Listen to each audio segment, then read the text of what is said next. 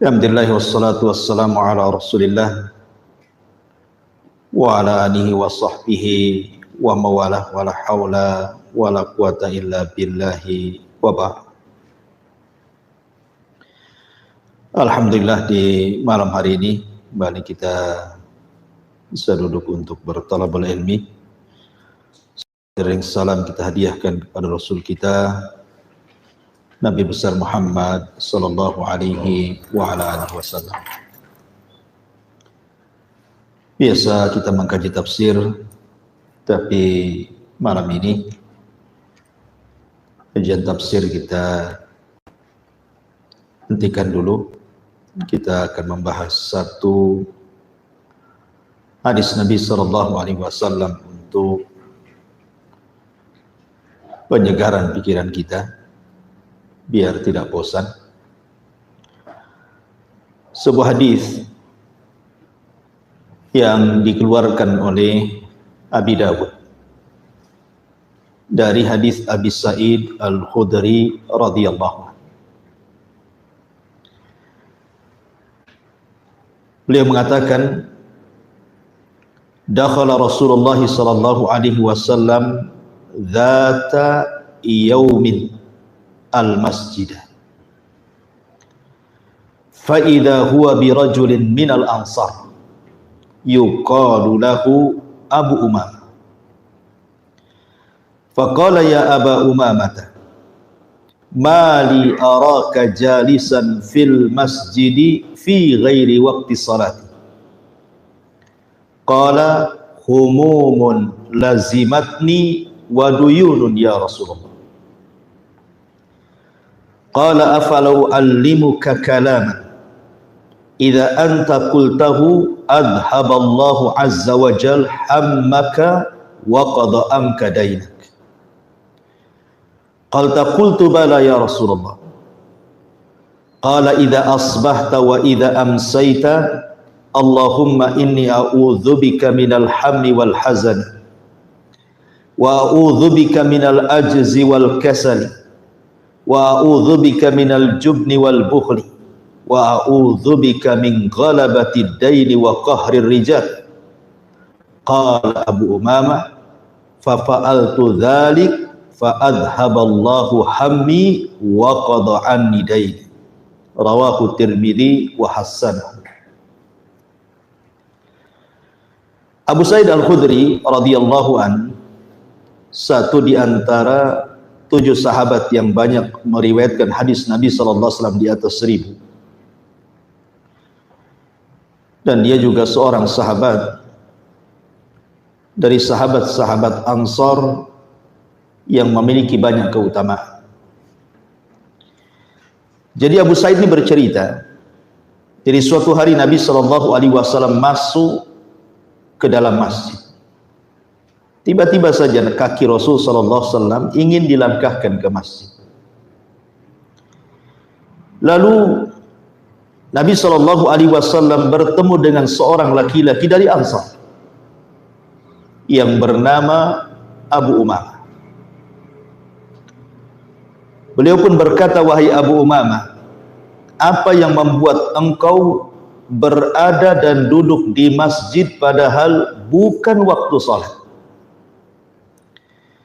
Maka dia menjawab, ya Rasulullah, aku sedang dirundung bingung karena hutang yang belum kulunasi.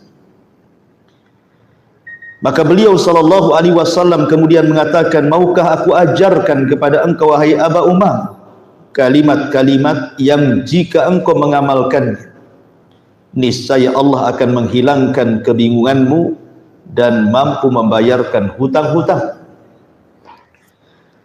Maka Abu Umamah mengatakan, tentu ya Rasulullah, apa itu kalimat-kalimat yang kau akan ajarkan? Kemudian beliau bersabda, apabila engkau memasuki pagi dan petang maka bacalah doa ini. Allahumma inni a'udzubika minal hammi wal hazan wa a'udzubika minal ajzi wal kasal wa a'udzubika minal jubni wal bukhli wa a'udzubika min ghalabati ad-daini wa qahri rijal. Ya Allah, aku berlindung kepadamu dari kegelisahan dan kesedihan, Aku berlindung kepadamu dari kelemahan dan kemalasan.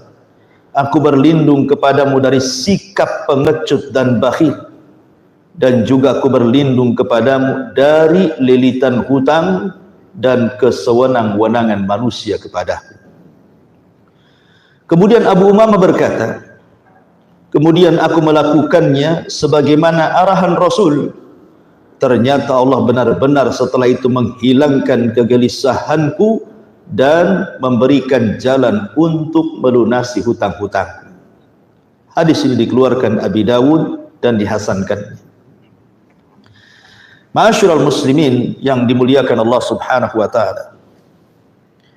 Hadis ini sebelum saya jelaskan tentang makna doanya, karena yang penting adalah makna daripada doa yang diajarkan Rasul ini. Ini bisa dijadikan pegangan hidup untuk kita. Jadi di zaman Nabi SAW ada satu kisah.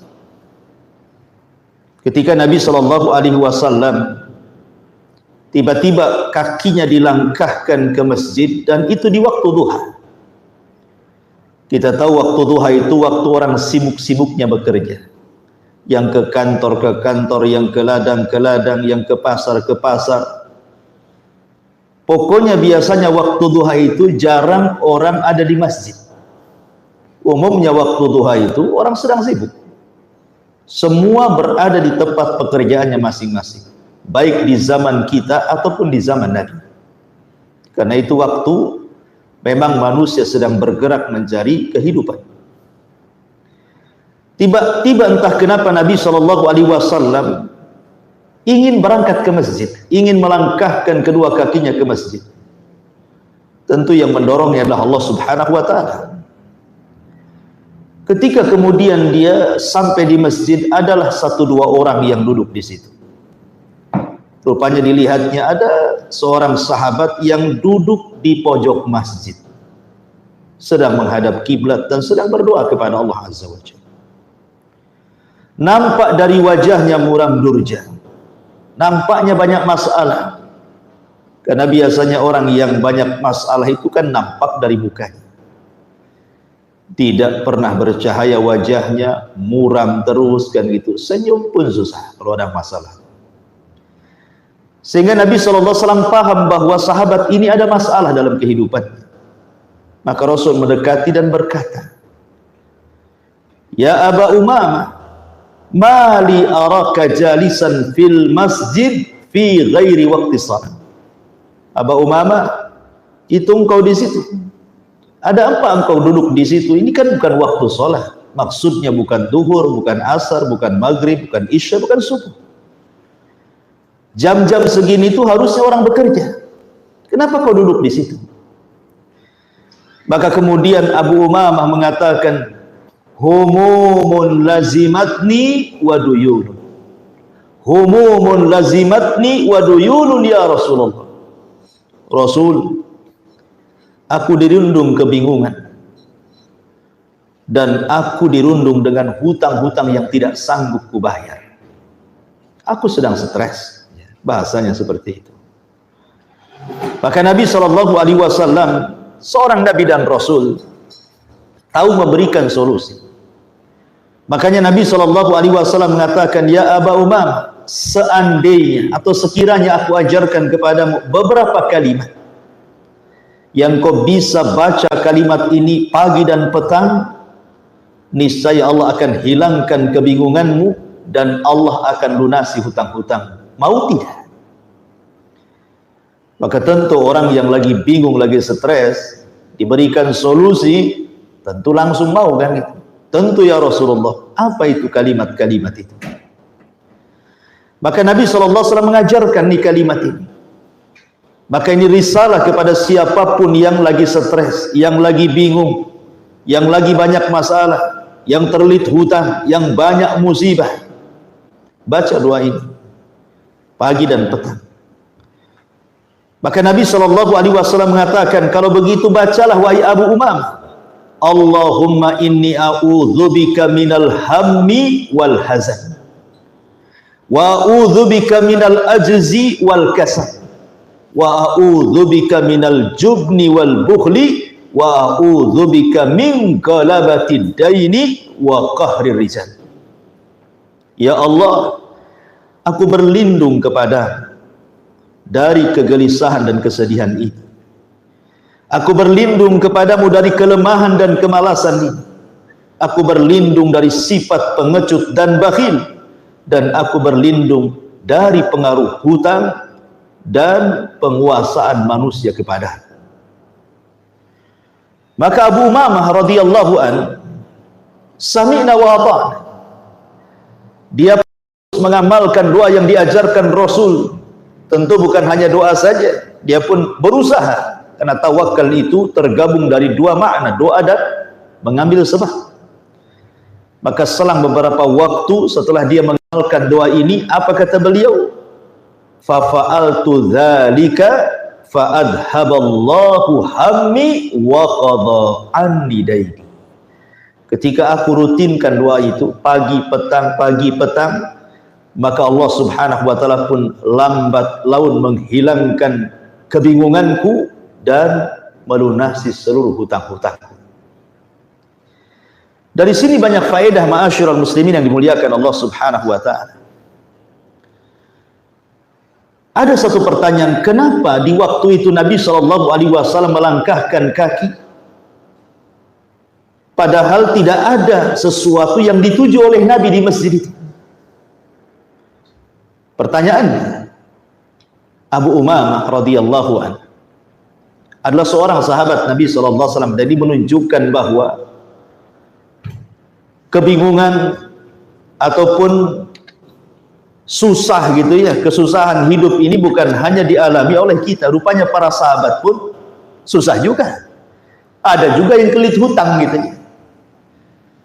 Jadi bukan Anda sendiri yang kelit hutang itu, sahabat pun ada yang kelit hutang, sehingga hidupnya susah, akhirnya bingung dan stres. Tapi Abu Umamah mengajarkan kepada kita, apabila kita ada masalah, diuji oleh Allah Subhanahu wa taala dengan berbagai macam ujian, maka tidak ada tempat untuk mencari solusi kecuali masjid. Maka dia berangkat ke masjid. Kemudian dia duduk di mihrab, menengadahkan tangan kepada Allah dan berdoa, ya Rabb, ya Rabb. Maka dijelaskan dalam sebuah riwayat, kana Nabi sallallahu alaihi wasallam idza hajabahu amrun fazi'a ila shalah. Nabi itu kalau ditimpa sebuah permasalahan yang sulit keluar dari situ, maka Rasul biasanya langsung salat. Kenapa? Karena dalam salat itu maknanya melibatkan Allah dalam permasalahan.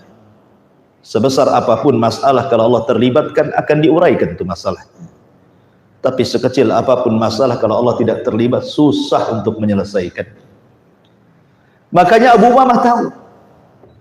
Dan ketika dia berdoa kepada Allah Subhanahu wa taala, doanya melesat ke langit. Dan Allah ijabahi dengan dikirim kepadanya Nabi sallallahu alaihi wasallam. Kemudian diajarkan beberapa kalimat doa, sebab itulah Abu Umamah dilepaskan dari kebingungan dan hutang yang melilitnya. Ini penting. Dalam segala hal kembali kepada Allah. Minta kepada Allah. Curhat kepada Allah. Jangan curhat di medsos. Tidak ada gunanya. Ma'asyiral muslimin yang dimuliakan Allah Subhanahu wa taala, ini satu faedah dari penggalan permulaan hadis Nabi sallallahu alaihi wasallam, bahwa apabila ada masalah, minta kepada Allah, datang ke masjid. Kenapa masjid? Karena masjid itu baitullah, rumahnya Allah, rumahnya Zat yang maha perkasa, maha kaya, maha mengabulkan setiap doa, yang ia katakan setiap sepertiga malam, man yad'uni fa astajibalah. Siapa yang meminta ku kabulkan. Siapapun yang meminta ku kabulkan. Maka kalau seandainya ada masalah, datang ke masjid. Memang masjid itu rumah Allah, bukan datang kepada orang-orang yang tidak pernah mampu mengabulkan doa. Allah yang maha kaya, minta kepada zat yang kaya. Sebab kalau kita bandingkan hutang Anda berapa, sebesar apapun hutang Anda, jauh lebih kaya dibandingkan Allah Subhanahu wa ta'ala. dari orang yang Anda hutang. Maka minta kepada zat yang paling kaya untuk dilunasi hutang-hutang. Baik, kita akan bahas tentang makna doa ini yang paling penting. Makna doa yang diajarkan Nabi SAW kepada Abi Umamah ini. Di sini Nabi SAW mengajarkan doa kepada Abi Umamah. Allahumma ya Allah, inni a'udzubika minal hammi wal hazan. Aku berlindung kepadamu ya Allah dari kesusahan, wal hazan, dan dari kesedihan. Wa a'udzubika minal ajzi wal kasal. Aku berlindung kepadamu dari al-ajzi, kelemahan, wal kasal, dan kemalasan. Wa a'udzubika minal jubni wal bukhli, dan aku berlindung kepadamu ya Rabb dari kepengecutan dan juga kebahilan. Wa a'udzubika min ghalabatid dain wa qahrir rijal, dan aku berlindung kepadamu dari pengaruh hutang dan juga dikuasai manusia. Berarti ada berapa poin? Ada 8 poin di sini. 8 poin yang menjadikan manusia lemah, yang menjadikan manusia tidak berdaya, yang menjadikan manusia tidak bisa apa-apa. Kalau kita selamat dari 8 poin ini, ikhwan, maka kita akan semangat hidup. Tapi kalau Anda terkena 8 poin ini, maka akan lemah hidup kita. Makanya kita berlindung jangan sampai 8 poin ini terkena kepada kita. Karena ini semua berkenaan dengan penyakit hati. Kita tahu bahwa membersihkan hati itu bukan seperti membersihkan piring, membersihkan rumah, membersihkan mobil, mudah, ya. Tapi membersihkan hati yang kotor itu sulit. Taib, yang pertama, Nabi SAW mengajarkan untuk berlindung minal hammi wal hazan. Minal hammi wal hazan. Al-ham dan juga al-hazan. Apa itu? Ma'asyiral muslimin yang dimuliakan Allah Subhanahu wa taala. Allah Subhanahu wa taala sudah mentakdirkan manusia ini oleh Allah Subhanahu wa taala dibuat susah dan juga dibuat senang. Itulah kehidupan manusia. Kadang susah, kadang senang, kadang tertawa, kadang menangis, kadang sedih, kadang bahagia. Itulah manusia. Wa tilkal ayyam nudawiluha bainan nas. Hari itu diputarkan. Ma'asyiral muslimin yang dimuliakan Allah Subhanahu wa taala, alham wal hazan itu. Alham itu artinya kesusahan. Al-hazan itu artinya kesedihan. Kalau seorang merasakan duka cita dengan perkara-perkara yang sudah lewat, itu disebut al-hazan. Umpamanya dulu kita ditinggal mati oleh pasangan kita, ditinggal meninggal oleh anak kita, ditinggal mati oleh ibu bapak kita. Kemudian kita terpikir terus, sedihnya itu tidak hilang-hilang. Itu namanya al-hazan. Ya. Atau mungkin seseorang itu dulu pernah kaya, tiba-tiba bangkrut, kepikiran terus bahwa dia pernah kaya, sedih akhirnya. Atau dulu mungkin seseorang boleh jadi mungkin menunggu seseorang tapi tak datang pula orang itu. Ditunggu-tunggu tak datang juga. Suaminya pergi, rupanya hilang kontak. Bertahun-tahun, entah kawin lagi, entah mati, tak jelas. Ditunggu-tunggu, sedih akhirnya. Itu disebut al-hazan. Atau boleh jadi dia kehilangan harta yang banyak. Entah kena tsunami, entah kena gempa, entah kena musibah apalah. Tiba-tiba harta yang sudah lama dikumpul-kumpulnya ludas dalam sesaat. Akhirnya dia kepikiran, kemudian sedih. Itulah al-hazan. Tetapi kalau seandainya seseorang itu bingung karena perkara yang akan datang, gimana? Saya sudah utang banyak, waktu penagihan sudah dekat, saya pula tak ada uang untuk membayarnya, susahlah hidup dia. Itu disebut alham. Gimana anak saya kalau sudah besar, bisa sekolah tidak, bisa mondok tidak, dia stres, sudah dipikirkan. Jadi kalau ham itu memikirkan sesuatu yang akan datang, kalau hazan itu sedih dari perkara yang sudah berlalu. Lah kita berlindung dari dua-duanya, dari susah dan sedih. Karena orang susah itu, ikhwatu fiddin, biasanya mematikan otak. Orang kalau sudah susah, otak itu jadi buntu, ikhwan. Ya kan? Padahal hidup di dunia ini, antum saja berjalan, terkadang mendaki, terkadang turun. Terkadang belok kiri, terkadang belok kanan. Terkadang ada lubang, terkadang mulus. Dan begitu seterusnya, itu hidup di jalan raya. Apalagi dalam kehidupan sehari-hari kita. Kan tidak semua dalam bahasa Arab ala tul gitu ya. Lurus saja kan tidak. Orang itu kan pasti diuji.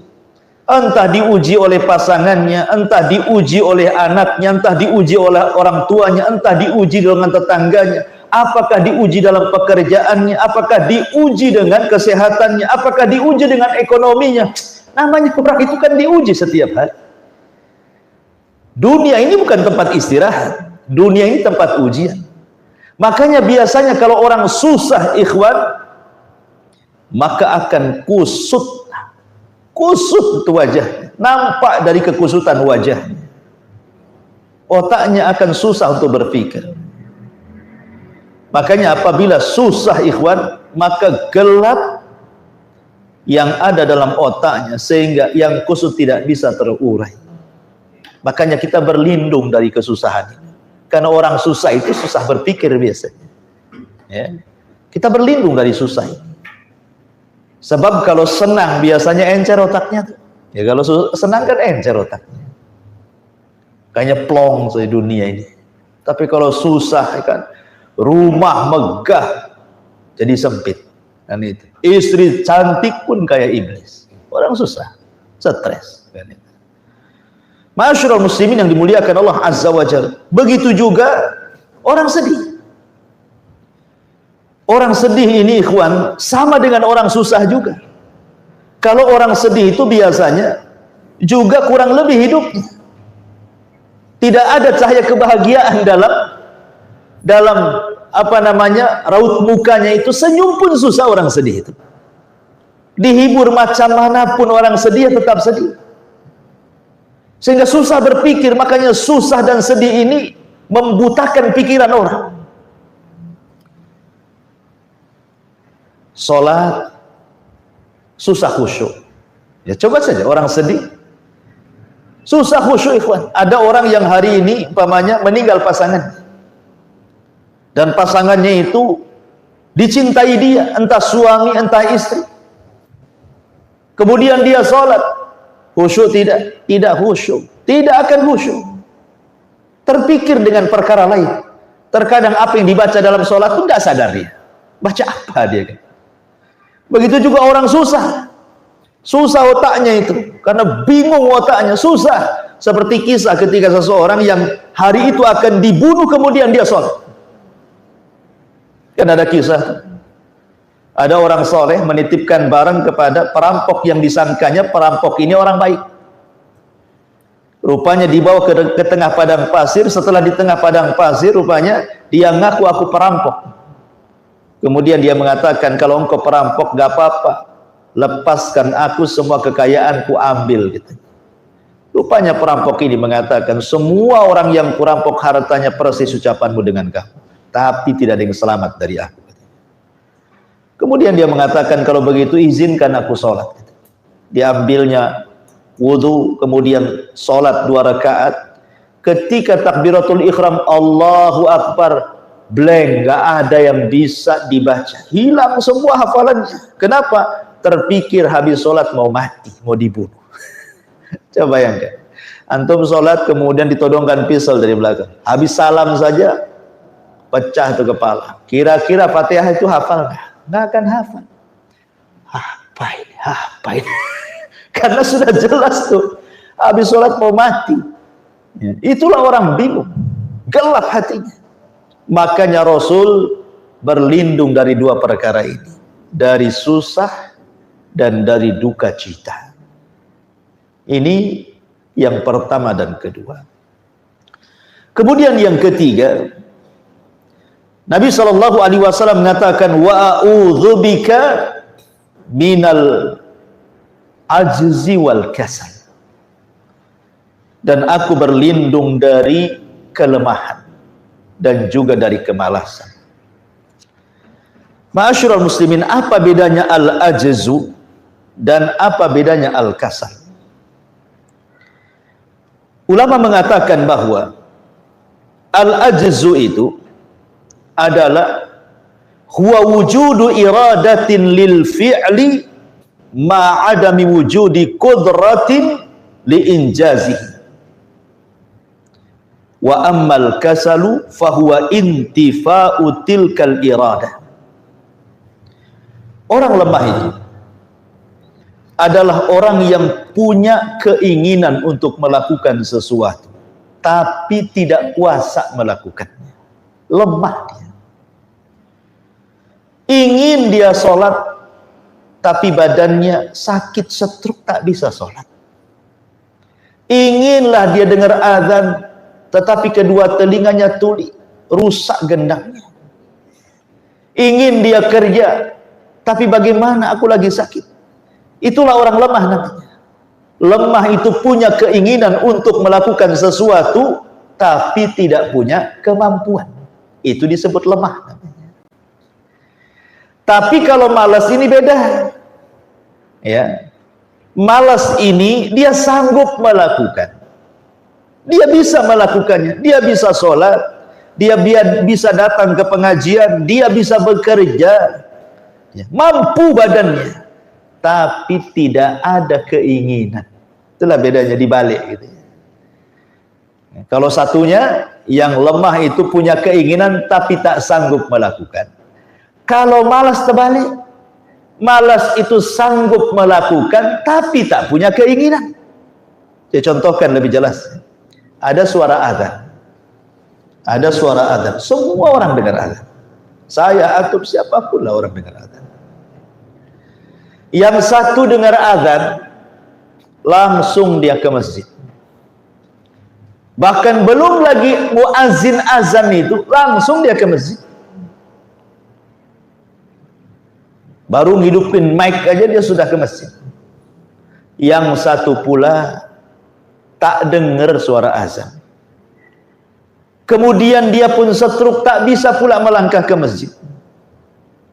Lah yang satu pula dia dengar dia suara azan, tapi tak mau ke masjid. Itu kan beda. Ya.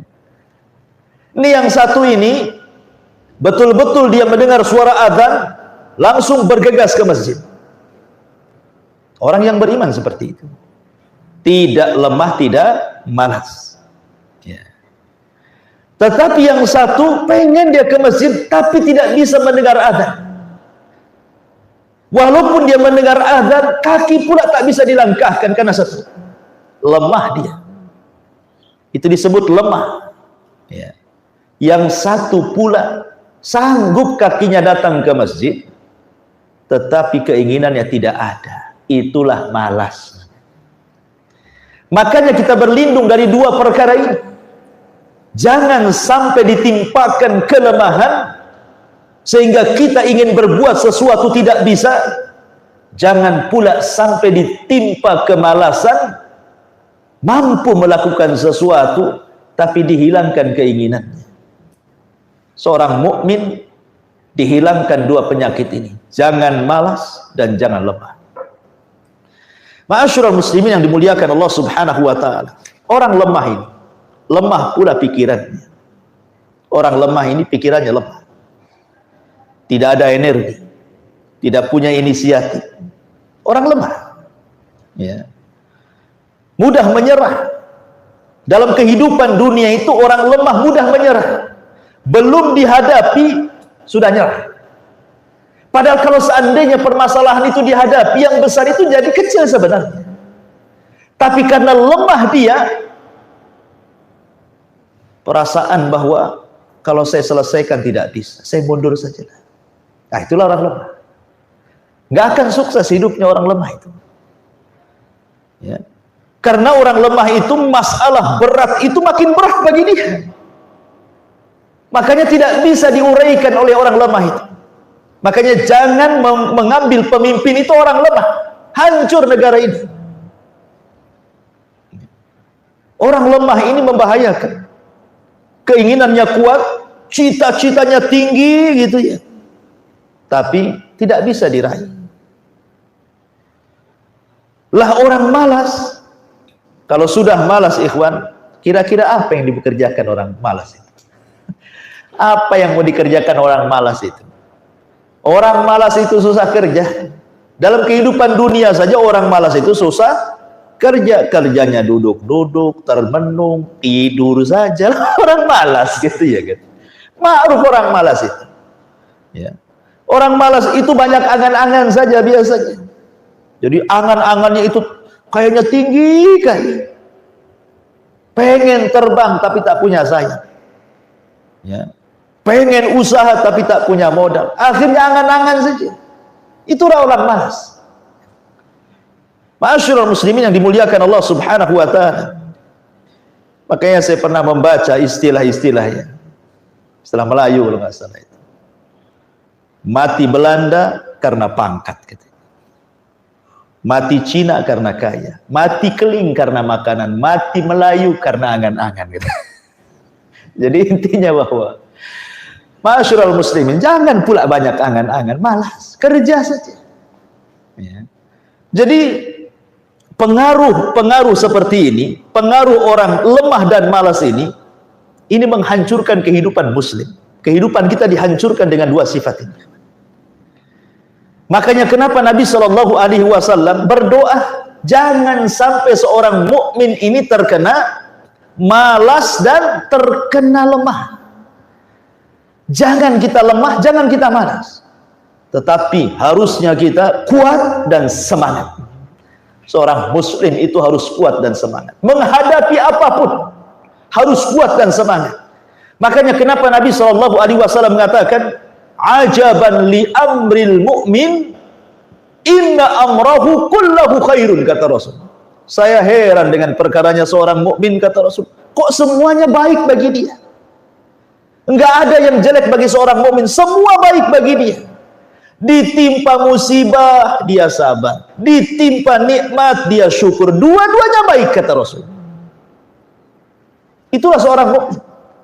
Betapa banyak orang yang ketika ditimpa musibah tidak sabar, akhirnya menjadi lemah dia hidup, putus asa, mengingkari rahmat Allah, jatuh ke dosa besar. Kan banyak tuh yang ditimpa musibah akhirnya kemudian mengeluh, Allah pula disalahkan. Ja'ala fitnatan nasi ka'adzabillah. Dijadikannya fitnah manusia kepadanya seperti azab yang Allah turunkan. Gara-gara manusia ngomongin kita, membuli kita di medsos, padahal itu medsos bukan alam nyata, alam gaib itu.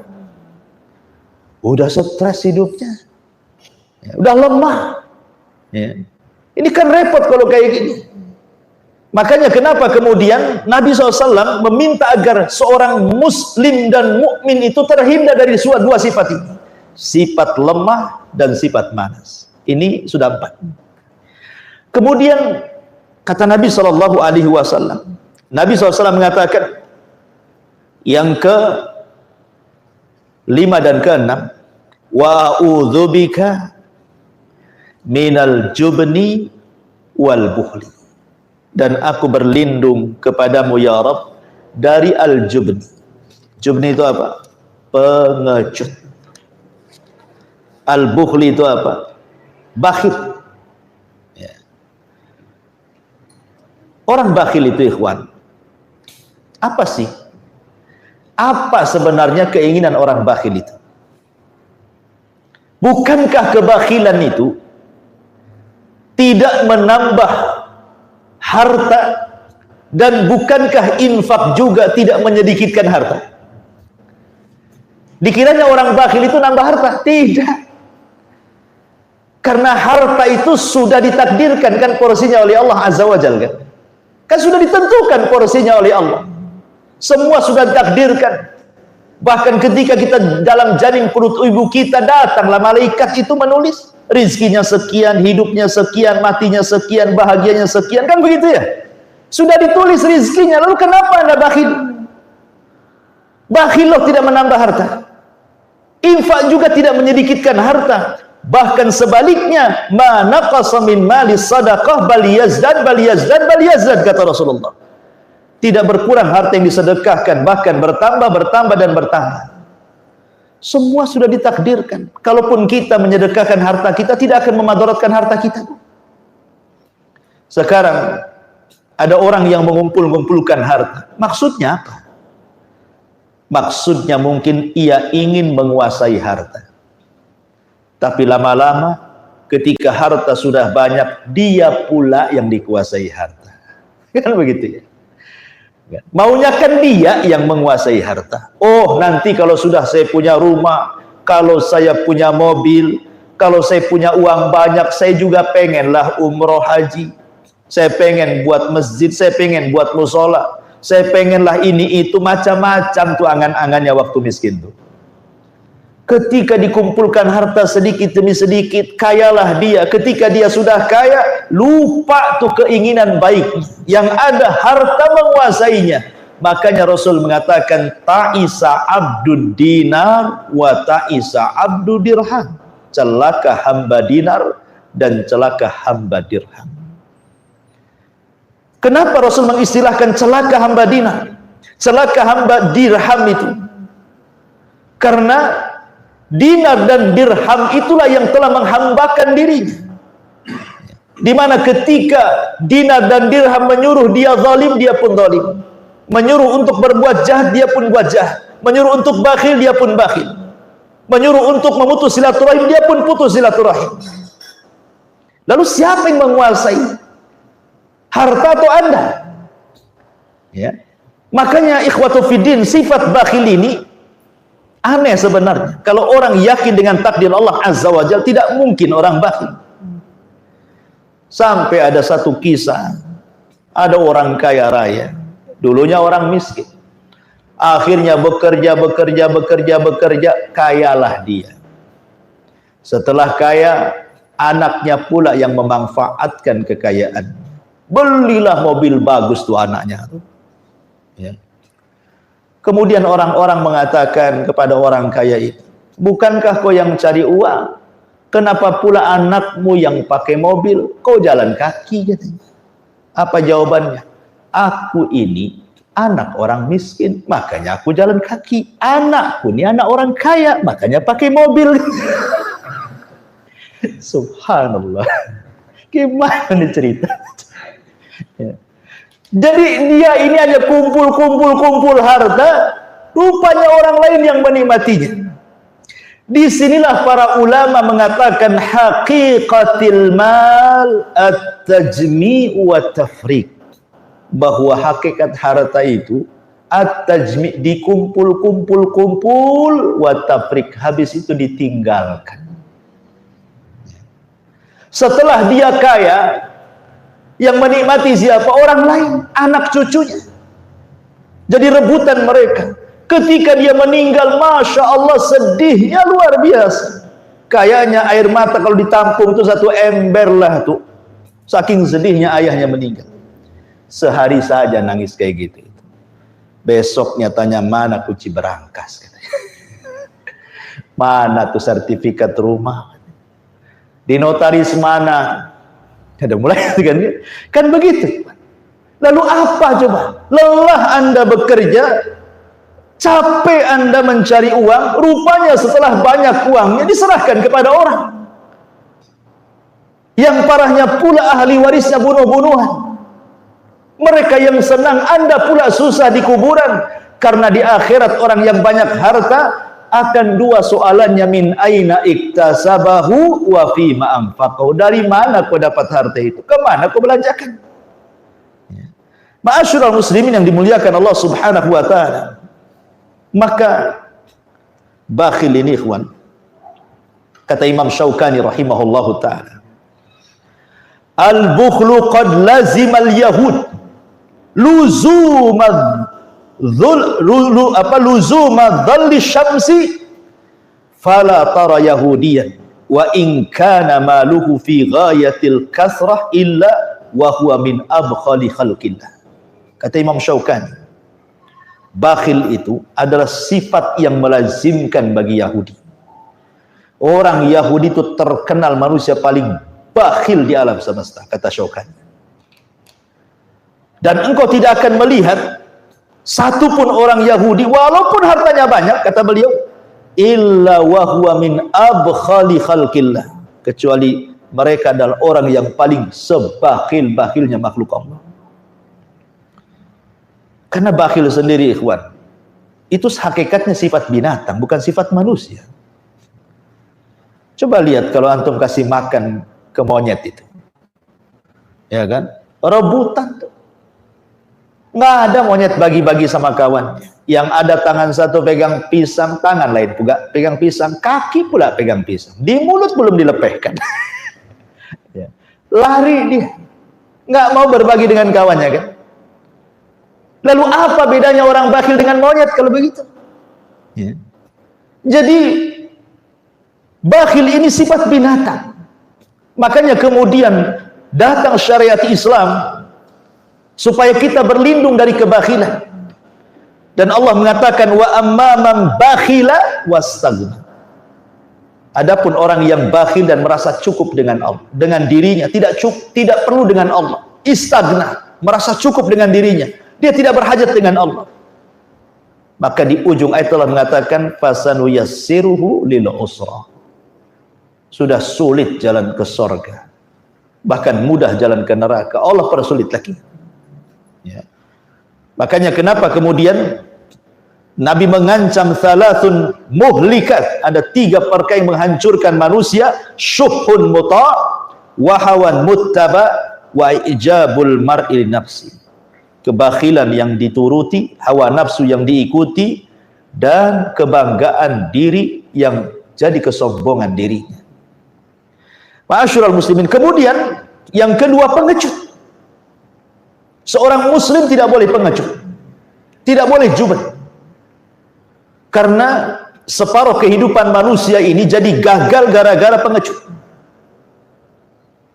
Orang mau berbisnis, modal sudah ada, skill sudah ada, keberanian tak ada, tak jadi orang bisnis.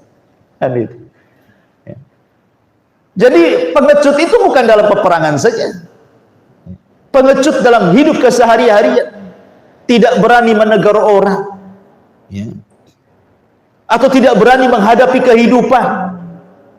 Pengecut, takut dia, sehingga kemudian orang seperti ini terus dilanda rasa takut. Jangan yang terlalu besar.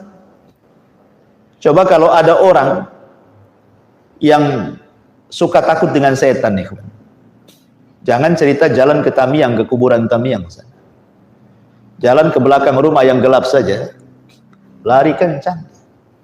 Mau nabrak tiang, mau nabrak pohon, terserah, yang penting lari. Orang pengecut tuh kayak gitu. Ya. Itu dalam kehidupan apapun orang pengecut kan seperti itu. Makanya kenapa dalam Islam kita meminta dihilangkan, jangan sampai jadi orang pengecut. Apalagi sampai menyampaikan kebenaran. Jangan takut menyampaikan kebenaran. Ya. Makanya ketika Hasan Al-Basri rahimahullahu ta'ala ditanya soal zuhud, dia mengatakan, "Da' ma laka fi yadi." Letakkan hartamu di tangan. Jangan letakkan di hati. Sebab kalau datang harta cukup di tangan, pergi harta cukup pergi dari tangan. Hati tidak ada ruang untuk harta, sehingga tidak akan sedih. Datang harta tidak begitu bahagia, pergi harta pun tidak begitu sedih. Kemudian orang-orang mengatakan, "Ya Imam, engkau ini selalu mengajarkan kami zuhud. Kenapa kau kaya raya? Dikiranya orang sudah harus miskin gitu maksud. Apa kata Hasan Al-Basri? Likai la atamandalu 'alal muluk, supaya aku tidak menjilat pemerintah. Aku bisa katakan yang hak itu hak, yang batil itu batil. Tidak ada yang menyetir saya. Keberanian. Ya. Ma'asyiral muslimin yang dimuliakan Allah Subhanahu wa taala. Kemudian yang terakhir, yang nomor 7 dan 8. Nabi SAW mengatakan, wa a'udzubika min ghalabatid dain wa qahrir rijal. Wa a'udzubika min ghalabatid dain wa qahri ar-rijal. Ma'asyiral muslimin yang dimuliakan Allah Azza wa Jalla, dan aku berlindung kepadamu ya Rabb dari pengaruh hutang. Inilah yang dimaksud hadis yang kita baca ini, yang diderita oleh anak muda yang ditemui Rasul yang namanya Abu Mamah.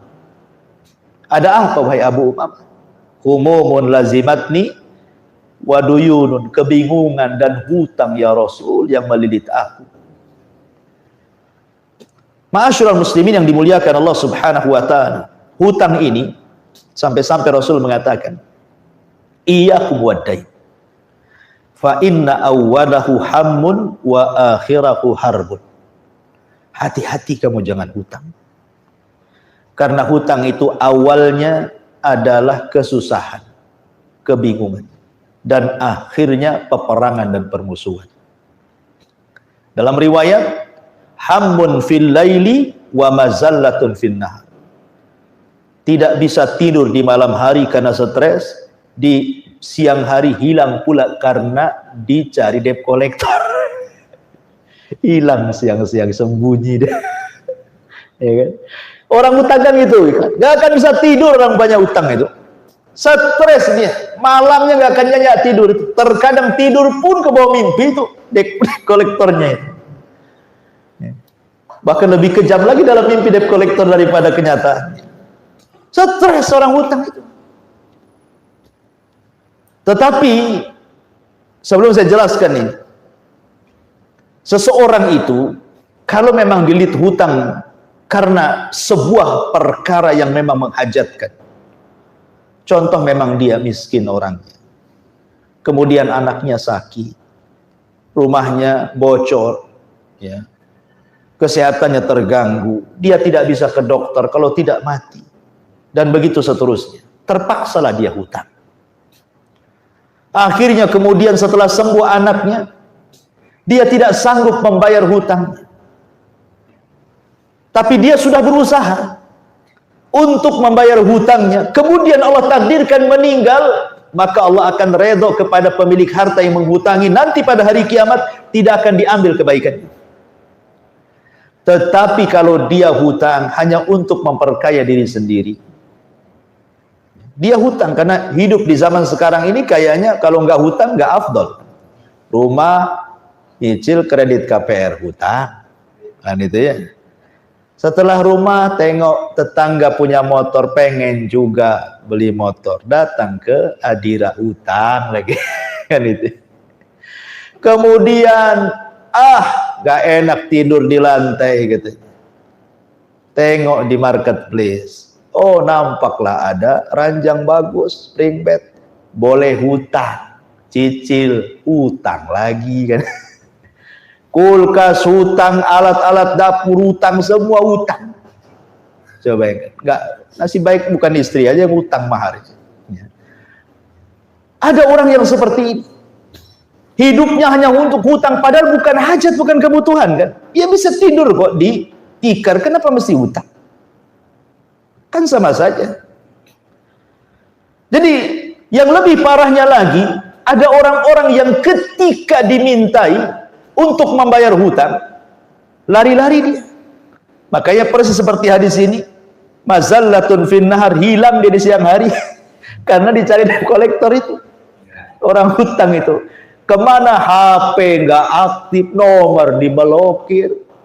Anehnya pula handphonenya bagus. Kalau lebaran bisalah dia pakai baju bagus, anaknya pun bagus-bagus, mobilnya bagus, semuanya serba bagus. Coba kalau seandainya ada orang mengatakan, daripada kau belikan handphone, belikan mobil, bayarlah hutang-hutang kamu kepadaku. Kan gitu, ngeleslah macam-macam. Inilah yang disabdakan Nabi SAW, matlul ghani zulmun yuhillu irdahu wa uqubata.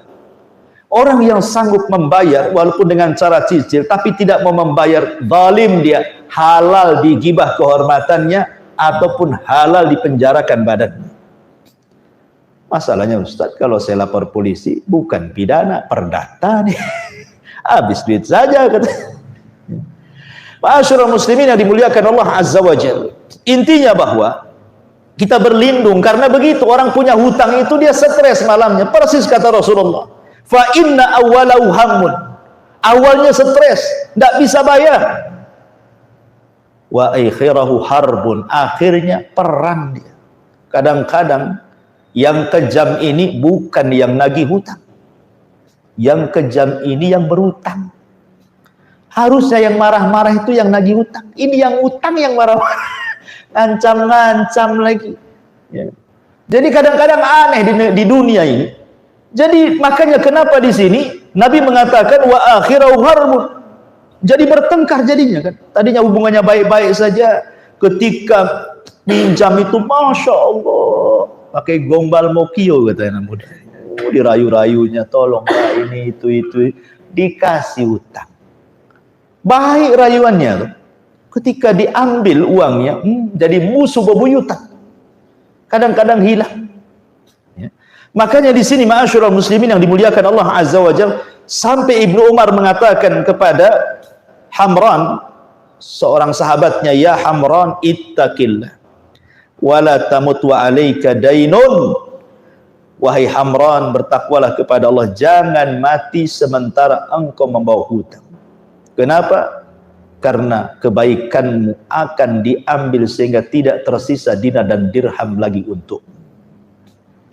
Ma'asyiral muslimin yang dimuliakan Allah Azza wa Jalla. Kemudian yang terakhir, wa qahrir rijal. Dikuasai manusia. Umumnya dikuasai manusia itu karena terlampau banyak orang itu mendapatkan hutang budi. Ya kan? Kalau ada orang sudah banyak bantu, banyak nolong, akhirnya hutang budinya segudang, susahlah kita mau nasihati. Nggak enak, dia udah baik sama saya. Gitu. Tolonglah nasihati. Dia sudah zalim sama saya, udah jahat. Iya mau saya. Tapi gimana ya, dia juga sudah baik sama saya. Itulah dihutangi. Kalau sudah hutang ini kan, kalau dain ini hutang harta, ini hutang budi ini. Sama-sama hutang. Ya. Yang satu hutang duit, yang satu hutang budi. Ketika hutang budi makin banyak, sering dikasih hadiah, sering dikasih utangan, sering dikasih ini, akhirnya sering dibantu, banyaklah budi dia sama dia. Susah dia mau bicara. Makanya qahrir rijal itu artinya tidak punya kemerdekaan diri. Dia jadi budak di hadapan manusia. Dikuasai manusia. Ya. Padahal kita ini diciptakan untuk merdeka, bisa mengatur diri sendiri. Kenapa jadi budak? Maka kita berlindung kepada Allah Subhanahu wa taala. Jangan sampai dikuasai orang. Atau qahrir rijal itu maknanya jangan sampai ada orang yang kemudian berani mengancam kita sehingga kita takut. Dikuasai rasa takut karena diancam, mau dibunuh, mau dipukul, mau di ini, mau di itu. Jangan sampai dikuasai orang. Makanya kemudian yang terakhir Rasulullah SAW berlindung, Allahumma inni a'udzubika min ghalabatid daini wa qahrir rijal. Aku berlindung kepadamu ya Rabb dari pengaruh hutang dan pengaruh kuasa manusia kepadaku. Wallahu alam, tepat di jam 9. Mudah-mudahan ada manfaatnya. Taib ikhwan, tidak ada tanya jawab. Subhanallah bihamdika asyhadu an la ilaha illa anta astaghfiruka wa atubu ilaik. Allah taala alam. Assalamualaikum warahmatullahi wabarakatuh.